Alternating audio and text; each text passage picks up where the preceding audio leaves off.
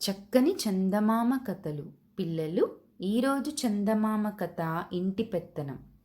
పూర్వం ఒక ఊళ్ళో దండపాణి అనే ఒక వ్యక్తి ఉండేవాడు. అతని భార్య పేరు భద్రమ్మ.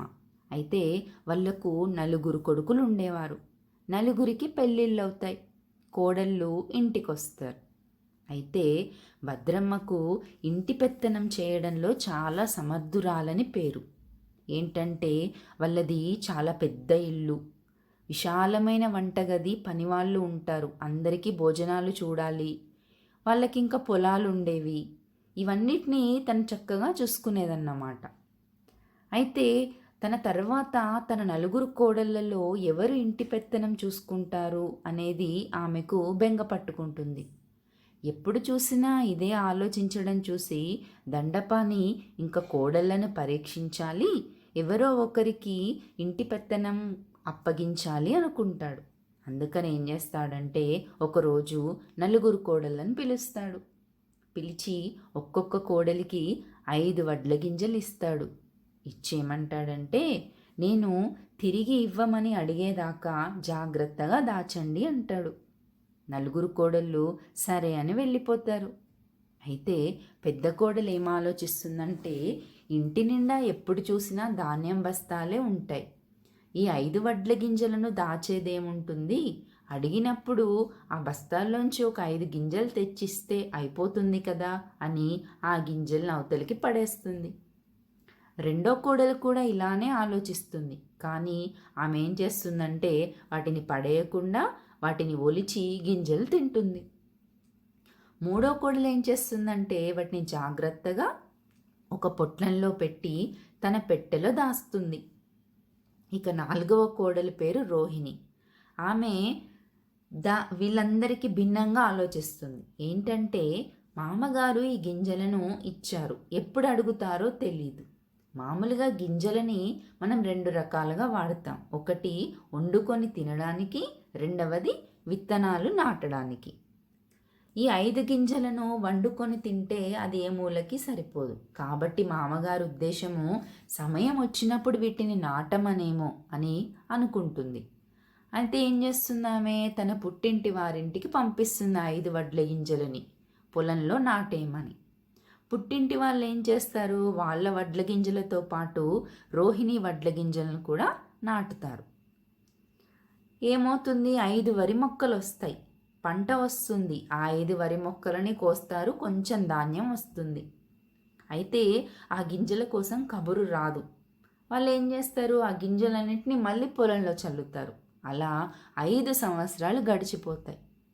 5 సంవత్సరాల తర్వాత భద్రం అంటుంది దండపానితోటి, ఏమండి, నేను ఇంకా పెద్దదాన్ని అయిపోయాను, ఇంకా ఇదంతా చూసుకోవడం నా వల్ల కాదు, కోడళ్లలో ఎవరికో ఒకరికి పెత్తనం ఇస్తా అని అన్నారు కదా, అదేదో నిర్ణయించండి అంటుంది.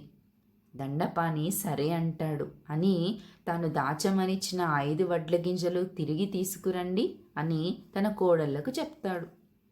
పెద్ద కోడలు ఏం చేస్తుంది, ఆ బస్తాలోంచి ఒక 5 గింజలు తీసుకొచ్చి ఇస్తుంది. రెండవ కోడలు కూడా అంతే చేస్తుంది. మూడవ కోడలు ఏంటి, పొట్లంలో కట్టింది కదా అవి తెచ్చిస్తుంది. అవి తీసి చూస్తే నల్లగా మారి ఉంటాయి. అప్పుడు దండపాని ఇవి నేనిచ్చినవే అని అంటాడు. పెద్ద కోడలు రెండో కోడలు ఇచ్చినవేమో బంగారు రంగులో కొత్తగా ఉంటాయి. అంటే వాళ్ళు ఆ బస్తాలోంచి తీసుకొచ్చారు కదా, కొత్త పంటవి కదా, అలా ఉంటాయి. అప్పుడు అంటాడు, ఇవి నేను ఇచ్చిన గింజలు కావు, ఏం చేశారు మీరు అంటాడు. అప్పుడు పెద్ద కోడలు రెండో కోడలు తాము ఏం చేసిందో ఆ విషయం చెప్పేస్తారు. ఇంకా చివరి కోడలు రోహిణి ఉంది కదా, మరి నీ గింజలు ఏవమ్మా అంటాడు. అప్పుడు రోహిణి అంటుంది, వాటిని నేను మా పుట్టింటికి పంపాను, కబురు చేస్తాను, ఒక 2 రోజులు సమయం ఇవ్వండి మామగారు అంటుంది. అందుకైనా సరే అంటాడు. 2 రోజుల తర్వాత రోహిణి పుట్టింటి వారి నుంచి 50 బల్ల మీద ధాన్యపు బస్తాలు దిగుతాయి. వాటిని చూసి అందరూ ఆశ్చర్యపోతారు.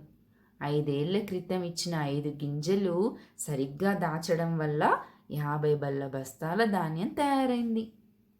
అప్పుడు దండపాన్ అంటాడు భద్రమ్మతోటి, చూసావా, ఇంటి పెత్తనము నువ్వు ఆఖరి కోడలు రోహిణికివ్వు, ఏది ఎలా భద్రం చేయాలో ఆమెకు తెలుసు అంటాడు. మరి మిగిలిన ముగ్గురు మాటేమిటి అంటుంది భద్రమ్మ. పెద్ద కోడలు పనికిమాలిన వస్తువులన్నీ తీసే మనిషి కాబట్టి ఇల్లు శుభ్రంగా ఉంచే పని ఇవ్వు అంటాడు. రెండో కోడలు చేతికి దొరికిన వస్తువుని అనుభవించే గుణం ఉంది కాబట్టి ఆమెకు వంట ఇంటి పెత్తనం ఇవ్వు, వంటలు రుచికరంగా ఉండేటట్టు చూస్తుంది అంటాడు. మూడవ కోడలు ప్రతి వస్తువుని జాగ్రత్తగా రక్షిస్తుంది కాబట్టి మనకున్న కొట్టులపై పెత్తనం ఆమెకివ్వు అంటాడు. ఈ విధంగా పనులను విభజిస్తే అంతా హాయిగా ఉంటుంది అంటాడు దండపాణి. భద్రమ్మకు ఈ ఏర్పాటు బాగుందని అనిపిస్తుంది. ఆ విధంగానే తన కోడళ్ళకు పనులు విభజిస్తుందన్నమాట. ఇంకా చీకు చింత లేకుండా తన మిగిలిన జీవితకాలాన్ని గడుపుతుంది. పిల్లలు, ఇంతటితోటి కథ కంచికి మన ఇంటికి. ఈ కథను రాసిన వారు పాలంకి వెంకట రామచంద్రమూర్తి గారు.